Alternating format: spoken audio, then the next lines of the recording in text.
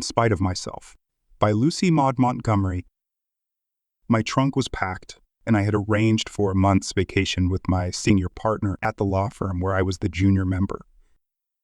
Aunt Lucy had written that her husband had gone on a sea trip, and she wished me to superintend the business of his farm and mills in his absence, if I could arrange to do so. She added that Gussie thought it was a pity to trouble me, and wanted to do the overseeing herself, but Aunt Lucy preferred to have a man at the head of affairs. I had never seen my step-cousin, Augusta Ashley, but I knew from Aunt Lucy's remarks concerning her pretty much what sort of person she was. Just the precise kind I disliked immeasurably. I had no idea what her age was, but doubtless she was over 30, tall, determined, aggressive, with a faculty for managing a sharp, probing nose and a Y formation between her eyebrows. I knew the type, and I was assured that the period of sojourn with my respected aunt would be one of strife between Miss Ashley and myself. I wrote to Aunt Lucy to expect me, made all necessary arrangements, and went to bid Nellie goodbye. I had made up my mind to marry Nellie. I had never openly avowed myself her suitor, but we were cousins and had grown up together so that I knew her well enough to be sure of my ground. I liked her so well that it was easy to persuade myself that I was in love with her. She more nearly fulfilled the requirements of my ideal wife than anyone I knew. She was pleasant to look upon without being distractingly pretty, small and fair and womanly. She dressed nicely, sang and played agreeably, danced well, and had a cheerful, affectionate disposition. She was not alarmingly clever, had no hobbies, and looked up to me as heir to all the wisdom of the ages. What man does not like to be thought clever and brilliant? I had no formidable rival, and our families were anxious for the match. I considered myself a lucky fellow. I felt that I would be very lonely without Nellie when I was away, and she admitted frankly that she would miss me awfully. She looked so sweet that I was on the point of asking her then and there to marry me. Well, fate interfered in the guise of a small brother, so I said goodbye and left, mentally comparing her to my idea of Miss Augusta Ashley, much to the latter's disadvantage. When I stepped from the train at a sleepy country station next day, I was promptly waylaid by a black-eyed urchin who informed me that Mrs. Ashley had sent him with an express wagon for my luggage, and that Miss Gussie was waiting with the carriage at the store, pointing down to a small building before whose door a girl was trying to soothe her frightened horse. As I went down the slope towards her, I noticed she was tall, quite too tall for my taste. I dislike women who can look into my eyes on a level, but I had to admit that her form was remarkably symmetrical and graceful.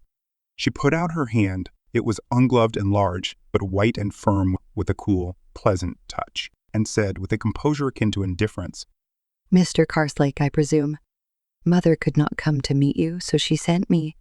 Will you be kind enough to hold my horse for a few minutes? I want to get something in the store." Whereupon she calmly transferred the reins to me and disappeared.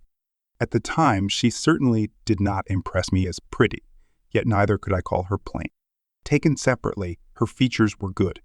Her nose was large and straight, the mouth also a trifle large, but firm and red, the brow wide and white, shadowed by a straying dash of brown curl or two. She had a certain cool, statuesque paleness, accentuated by straight fine black brows, and her eyes were a bluish gray.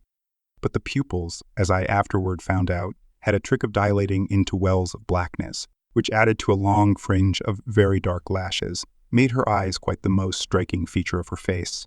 Her expression was open and frank, and her voice clear and musical without being sweet. She looked about 22. At the time I did not fancy her appearance, and made a mental note to the effect that I would never like Miss Ashley. I had no use for cool, business-like women. Women should have no concern with business. Nellie would never have troubled her dear curly head over it. Miss Ashley came out with her arms full of packages, stowed them away in the carriage, got in, told me which road to take, and did not again speak till we were out of the village and driving along a pretty country lane arched over with crimson maples and golden brown beeches. The purplish haze of a sunny autumn day mellowed over the fields, and the bunch of goldenrod at my companion's belt was akin to the plumed ranks along the fences. I hazarded the remark that it was a fine day. Miss Ashley gravely admitted that it was. Then a deep smile seemed to rise somewhere in her eyes and creep over her face, discovering a dimple here and there as it proceeded. Don't let's talk about the weather. The subject is rather stale, she said. I suppose you are wondering why on earth Mother had to drag you away out here. I tried to show her how foolish it was, but I didn't succeed. Mother thinks there must be a man at the head of affairs or they'll never go right. I could have taken full charge easily enough. I haven't been Father's boy all my life for nothing. There was no need to take you away from your business. I protested. I said I was going to take a vacation anyway, and business was not pressing just then. I also hinted that, while I had no doubt of her capacity, she might have found the duties of superintendent rather arduous. Not at all, she said with a serenity that made me groan inwardly. I like it. Father always said I was a born business manager. You'll find Ashley's Mills very quiet, I'm afraid. It's a sort of charmed Sleepy Hollow. See, there's home. We turned a maple blazoned corner and looked from the crest of one hill across to that of another. Home was a big, white-green shuttered house, buried amid a riot of autumn color, with a big grove of dark green spruces at the back. Below them was a glimpse of a dark blue mill pond, and beyond it long sweeps of golden-brown meadowland, sloping up till they dimmed in horizon mists of pearl and purple. How pretty! I exclaimed admiringly. Isn't it? Said Gussie proudly. I love it. Her pupils dilated into dark pools, and I rather unwillingly admitted that Miss Ashley was a fine-looking girl. As we drove up, Aunt Lucy was standing on the steps of the veranda, over whose white roof trailed a luxuriant creeper, its leaves tinged by October frosts into lovely wine reds and tawny yellows. Gussie sprang out, barely touching my offered hand with her fingertips. There's Mother waiting to pounce on you and hear all the family news, she said. So go and greet her like a dutiful nephew. I must take out your horse for you first, I said politely. Not at all, said Miss Ashley, taking the reins from my hands in a way not to be disputed. I always unharness Charlie myself. No one understands him half so well. Besides, I'm used to it. Didn't I tell you I'd always been Father's boy? I well believe it. I thought in disgust as she led the horse over to the well, and I went up to Aunt Lucy. Through the sitting room windows, I kept a watchful eye on Miss Ashley as she watered and deftly unharnessed Charlie and led him into a stable with sundry pats on his nose. Then I saw no more of her till she came in to tell us tea was ready and led the way out to the dining room. It was evident Miss Gussie held the reins of household government, and no doubt worthily. Those firm, capable, white hands of hers looked as though they might be equal to a good many emergencies. She talked little, leaving the conversation to Aunt Lucy and myself, though she occasionally dropped in an apt word. Toward the end of the meal, however, she caught hold of an unfortunate opinion I had incautiously advanced, and tore it into tatters. The result was a spirited argument, in which Miss Gussie held her own with such ability that I was utterly routed, and found another grievance against her. It was very humiliating to be worsted by a girl, a country girl at that, who had passed most of her life on a farm. No doubt she was strong-minded and wanted to vote. I was quite prepared to believe anything of her. After tea, Miss Ashley proposed a walk around the premises in order to initiate me into my duties. Apart from his farm, Mr. Ashley owned large grist and sawmills, and did a flourishing business, with the details of which Miss Gussie seemed so conversant that I lost all doubt of her ability to run the whole thing as she had claimed. I felt quite ignorant in the light of her superior knowledge, and our walk was enlivened by some rather too lively discussions between us.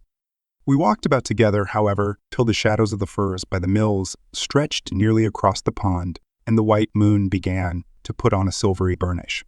Then we wound up by a bitter dispute, during which Gussie's eyes were very black and each cheek had a round red stain on it. She had a little air of triumph at having defeated me. I have to go now and see about putting away the milk. And I dare say you're not sorry to be rid of me, she said with a demureness I had not credited her with. But if you come to the veranda in half an hour, I'll bring you out a glass of new milk and some pound cake I made today by a recipe that's been in the family for 100 years. And I hope it will choke you for all the snubs you've been giving me. She walked away after this amiable wish, and I stood by the pond till the salmon tints faded from its waters, and stars began to mirror themselves brokenly in its ripples. The mellow air was full of sweet, mingled eventide sounds as I walked back to the house. Aunt Lucy was knitting on the veranda. Gussie brought out cake and milk and chatted to us while we ate, in an inconsequent girlish way, or fed bits of cake to a green-eyed goblin in the likeness of a black cat. She appeared in such an amiable light that I was half inclined to reconsider my opinion of her.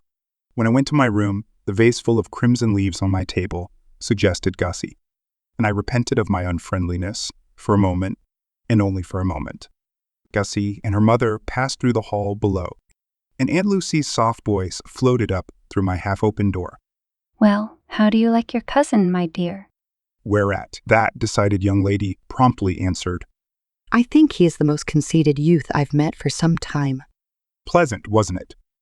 I thought of Nellie's meek admiration of all my words and ways, and got her photo out to soothe my vanity. For the first time it struck me that her features were somewhat insipid. The thought seemed like disloyalty, so I banished it and went to bed. I expected to dream of that disagreeable Gussie, but I did not, and I slept so soundly that it was 10 o'clock the next morning before I woke. I sprang out of bed in dismay, dressed hastily, and ran down, not a little provoked at myself. Through the window, I saw Gussie in the garden digging up some geraniums. She was enveloped in a clay-stained brown apron, a big flapping straw hat half hid her face, and she wore a pair of muddy old kid gloves. Her whole appearance was disreputable, and the face she turned to me as I said good morning had a diagonal streak of clay across it. I added slovenliness to my already long list of her demerits. Good afternoon, rather. Don't you know what time it is? The men were here 3 hours ago for their orders. I thought it a pity to disturb your peaceful dreams, so I gave them myself and sent them off. I was angrier than ever. A nice beginning I had made. And was that girl laughing at me? I expected to be called in time, certainly. I said stiffly, "I'm not accustomed to oversleep. I promise it will not occur again." My dignity was quite lost on Gussie. She peeled off her gloves cheerfully and said, I suppose you'd like some breakfast. Just wait till I wash my hands, and I'll get you some. Then if you're pining to be useful, you can help me take up these geraniums. There was no help for it. After I had breakfasted, I went with many misgivings. We got on fairly well, however. Gussie was particularly lively and kept me too busy for argument. I quite enjoyed the time, and we did not quarrel until nearly the last, when we fell out bitterly over some horticultural problem and went into dinner in sulky silence. Gussie disappeared after dinner, and I saw no more of her. I was glad of this, but after a time I began to find it a little dull. Even a dispute would have been livelier. I visited the mills, looked over the farm, and then carelessly asked Aunt Lucy where Miss Ashley was. Aunt Lucy replied that she had gone to visit a friend and would not be back till the next day. This was satisfactory, of course, highly so. What a relief it was to be rid of that girl with her self-assertiveness and independence. I said to myself that I hoped her friend would keep her for a week. I forgot to be disappointed that she had not, when next afternoon I saw Gussie coming in at the gate with a tolerably large satchel and an armful of goldenrod. I sauntered down to relieve her, and we had a sharp argument underway before we were halfway up the lane. As usual, Gussie refused to give in that she was wrong.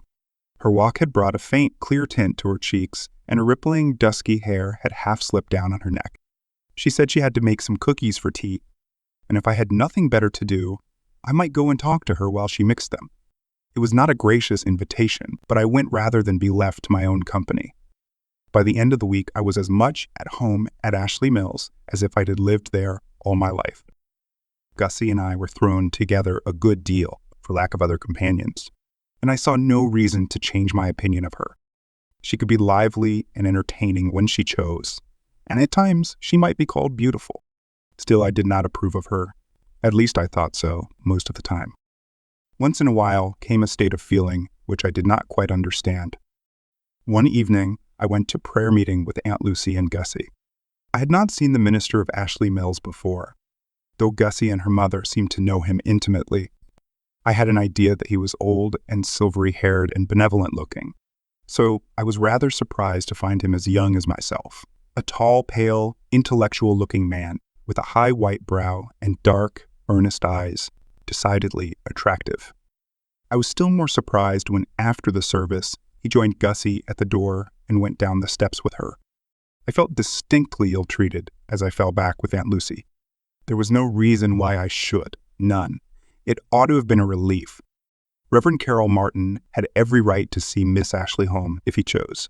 Doubtless a girl who knew all there was to be known about business, farming, and milling, to say nothing of housekeeping and gardening, could discuss theology also. It was none of my business. I don't know what kept me awake so late that night. As a consequence, I overslept.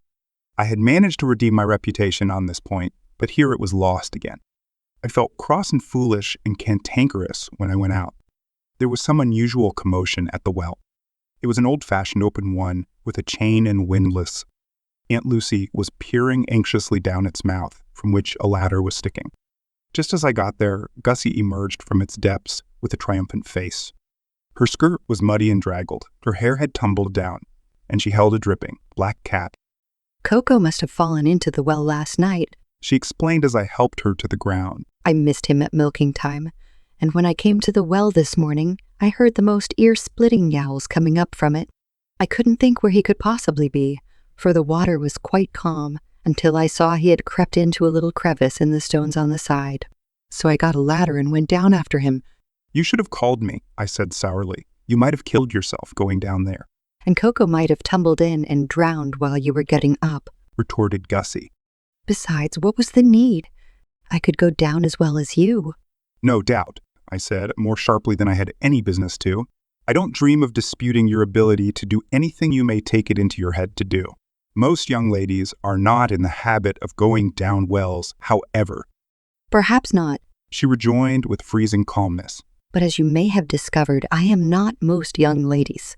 I am myself Augusta Ashley, and accountable to nobody but myself if I choose to go down the well every day, for pure love of it. She walked off in her wet dress with her muddy cat.